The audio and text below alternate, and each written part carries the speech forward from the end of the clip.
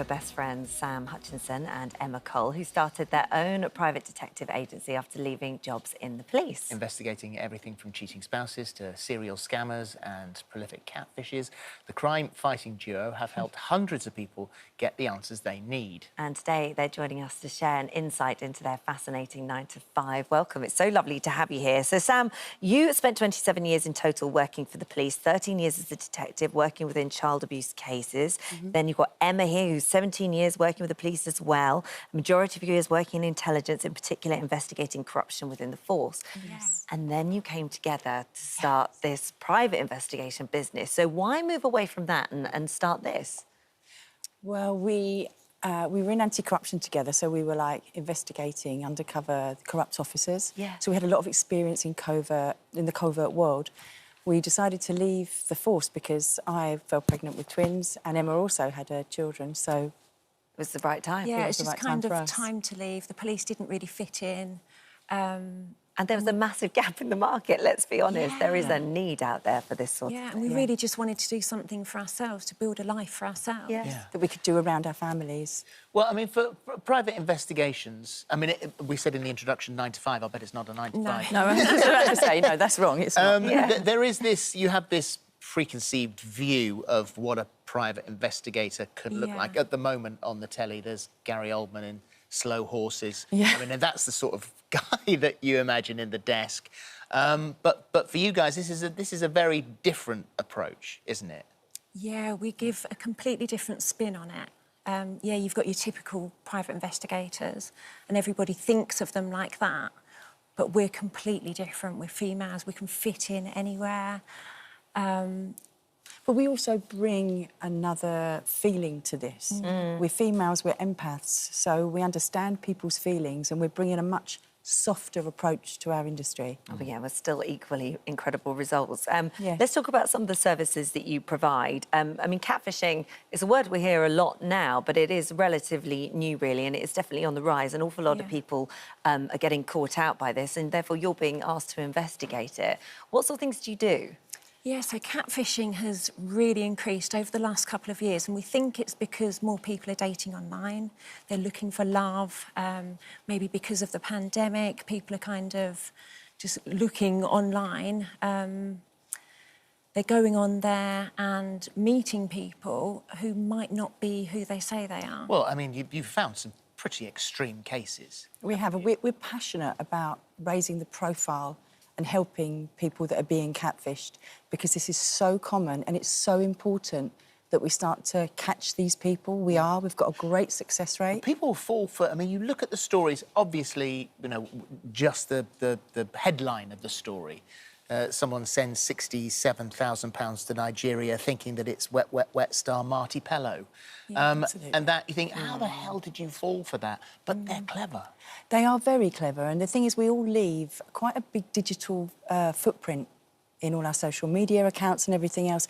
These people can have a look at that. They can tell if you're vulnerable. They can tell if you've just lost somebody. They're very clever, and they start to build up a relationship where you start to involve yourself financially and emotionally. So, I mean, the police, obviously, we've spoken about catfishing before, and you think, well, you report it to the police, but we know, you know, that they haven't got the resources to look into all of these cases. There's so much of it.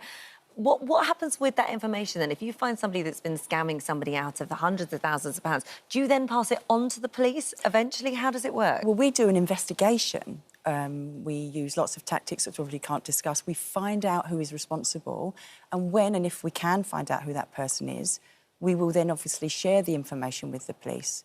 So you've done a And then we serious do it amount of groundwork that they don't have to do. Time to do. That's Yes. great. What about cheating partners?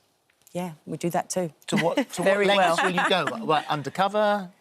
Yeah, Yes. so we do surveillance and we can find out where somebody's going, what they're doing. So these are people, and let's just say in this example, it's a wife that thinks her husband is cheating, for example. They will have a slight inkling, they may have found messages, and then you will follow them or whatever. I mean, again, I know I'm not asking you to reveal anything. Let me tell you, Holly, I don't know if you've ever had, as a woman, a sixth sense.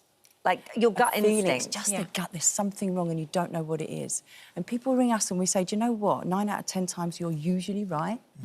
And the person that you're with is sometimes saying you're paranoid or gaslighting, as we know it. And so the person who comes to us is really vulnerable and actually really in a bit of a mess, and they really need help. We go and find the help, the answers that they need. And show them the evidence. Yeah. But that bit, when you show them the evidence, because there's one thing to have a gut instinct, but there's another one to go, oh my God, there it is in black and white, there's the proof. know. Like, that must be It is so hard. It is hard, but by the time we've got to that point, you know, who wants to go to bed every night not knowing? Yeah. That feeling is a lot worse. Sometimes the person just needs to know so that they can then move on. It gives them power. Information is power. Yeah. And they can start to put their lives back together. It is hard, but we do also offer as a service, like psychological support. We will say to people, you need to get some therapy. We put our arm around them. We're there for them. We don't just dump them with the information. That's the thing, like, this is different about us. Because of how we are as people, we're really caring and we really get to know the clients. And we'll be following up with them like months down the line just to check that they're okay. And we've had cheating husbands or cheating wives. Yeah. And we've had the person stay with us and then another couple of years later in a relationship come back to us and say, I've got a little bit of a feeling about What's this happened tonight. again? Can you do it again? Yeah. Oh, my God. They haven't been cheated on again in that circle. Because what we also do is not just prove people are cheating, but we also prove people are not cheating. Yeah. So it can work both ways. Yeah. Well, I mean, you look at all aspects of things that need investigating. People stealing from companies. You uncovered someone who'd stolen £1 million from a company. These are all very big things. How many are in your team? How many of you are there? We have got quite a big team of really highly trained surveillance operatives, and they're all ex-police, ex-military, trustworthy people. Vetted, who we can call on any And time. how much do you charge? It's really hard to talk about prices because every case is different. We prepare a bespoke package based on your needs. But so is it's impossible it to in say. the hundreds or the thousands or...? It could be anything From between- 250 to 10,000. Right. It could Right, be anything. depending on what it is. Yeah. And do you have to sometimes turn down people because they're asking you to investigate something and they're not necessarily doing it for the right reasons? Absolutely. It's very important as professionals that we don't lead our client into breaking the law, but we know the law, we're ex-officers, that we're ethical and that we do the right thing. And we have turned down clients because what they wanted us to do just wasn't right. What do the police think about what you do? Well, we don't know. We don't know.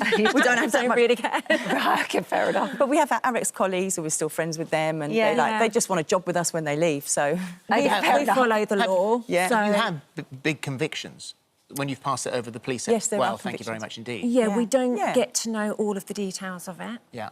Because once we've handed it over, It's over. you know, we kept out, yeah. that's down to them. Wow, it's very impressive. It really Well, is. considering, as Yeah. you say, you've got families as well. So, I mean, Yeah. juggling all of that with... Yeah, we with do all of well this. to juggle everything, and you know, we designed our name Verity Henton in the Tesco's coffee shop, didn't we? And, you know, that's So- how we're normal people with extraordinary lives. Is there a Verity Henton? Where did No, that there's come from? not. No. But we get called Verity on a regular basis. And sometimes we don't put our clients right when they ring up and say, "Well, hi, Verity." Oh, OK. Carry on. But the thing is that you talk about charging as well, Phil. I just want to say it's free to talk, and we don't charge to talk to our clients. So when they call us and we talk to them, that's free, and you know, that's really important to know. It's also important, can I just say one thing? It's an unregulated industry, so there's no licence to be a private investigator. You could do it tomorrow if you wanted to. Oh, you're very good at that sort of thing. And I think you'd be good, Holly, actually. God, she is Do very you? good. She ain't getting anywhere. Do you know, She's I found love out Miss all Marple. sorts of stuff. Oh, I bet I she do. has. I mean, I love the idea of it. It's If you're like- nosy, it's I know, great. I know. But there's certain organisations, the ABI, the Association of British Investigators. Make sure you get a good Make sure you person. get a good Yeah. person. Make sure they're affiliated. Thank you. Lovely to meet you Nice to both. meet you. Thank you very much. Really nice to meet you. Thank you.